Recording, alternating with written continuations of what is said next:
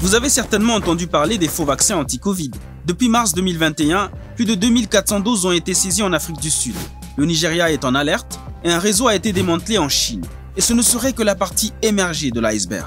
I've never seen in my long career such a dynamic situation where criminals are quickly shifting to new opportunities that are provided by the pandemic. Interpol l'appelle plus précisément une pandémie parallèle. Mais d'où vient-elle? Et surtout, comment y faire face? Sur le Darknet, le trafic de faux vaccins contre le Covid a explosé et le nombre de fausses annonces a triplé au cours des 3 derniers mois. Outre les arrestations en Afrique du Sud et en Chine, Interpol reçoit également d'autres signalements concernant des tentatives de distribution de faux vaccins et d'escroqueries dans ce domaine qui ciblent des établissements de santé tels que des maisons de retraite. Si les faux vaccins prolifèrent, c'est parce qu'il y a une forte demande sur le marché et que les producteurs n'en produisent pas assez. S'ajoute à ça une mauvaise répartition des vaccins. C'est le cas en Afrique. Nous avons moins de 10 millions de personnes qui sont vaccinées sur une population totale de 1,2 milliard d'habitants. C'est très peu. Alors, si l'on compare avec les États-Unis, 80 millions de personnes sont déjà complètement vaccinées sur 300 millions d'habitants. En Grande-Bretagne, c'est 20 millions de personnes qui sont complètement vaccinées sur une population de 68 millions. Donc, le gap est énorme. Dans sa nouvelle enquête, l'ONG Oxfam les appelle les inégalités vaccinales. En mars, les pays les plus riches vaccinaient toutes les secondes, alors que les pays les plus pauvres, notamment africains, n'avaient pas encore administré la moindre dose. Et donc, ce gap va faire un appel d'air pour le commerce des faux vaccins. Car pour l'instant, ceux qui produisent les vaccins anti-Covid, ce sont les grandes entreprises pharmaceutiques des pays riches qui en possèdent les brevets. Les géants américains Moderna et Pfizer, la société allemande BioNTech ou encore le suédo-britannique AstraZeneca.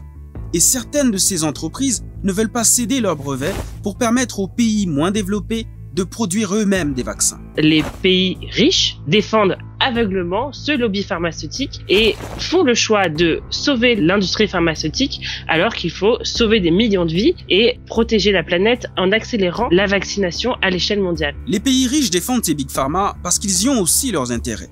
Selon la société d'analyse de données scientifiques Airfinity, les gouvernements ont investi 7,4 milliards d'euros pour fabriquer et tester les vaccins. Seuls près de 3 milliards d'euros proviennent des investissements propres des entreprises. Ils veulent donc d'abord un retour sur investissement, mais pas que.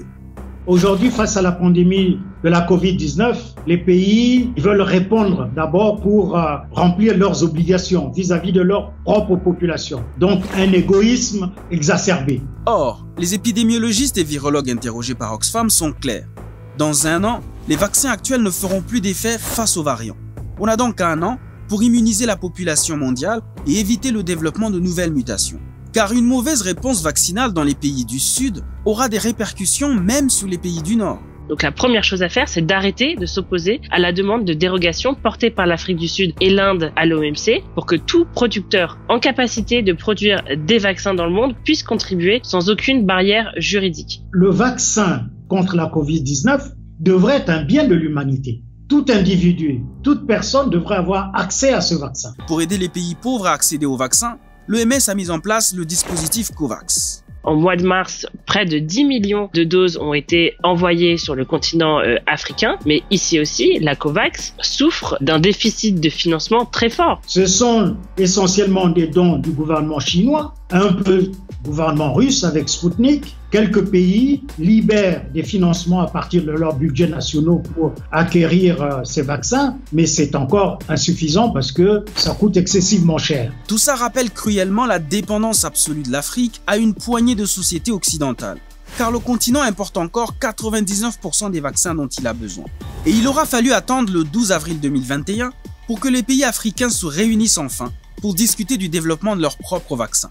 Pourquoi avoir attendu plus d'1 an pour le faire? Il y a déjà plusieurs vaccins sur le marché. Chinois, il y en a 2, Sinopharm et Sinovac. Les Russes ont un vaccin, Sputnik. Les Américains ont 2-3 vaccins et peut-être bientôt 4-5. Le vaccin européen, anglo-suédois, AstraZeneca qui existe. Les Cubains vont bientôt finir avec l'évaluation clinique de leur vaccin. Donc le marché est presque déjà ouvert à plusieurs vaccins. L'épidémiologiste Pierre Mpele pense qu'au vu du retard accumulé, les pays africains devraient plutôt miser sur un autre axe de recherche. À mon humble avis, l'urgence de la recherche africaine devrait se concentrer sur une meilleure compréhension de la question fondamentale aujourd'hui. Pourquoi l'Afrique semble-t-elle épargnée jusque-là par une épidémie massive de la Covid-19?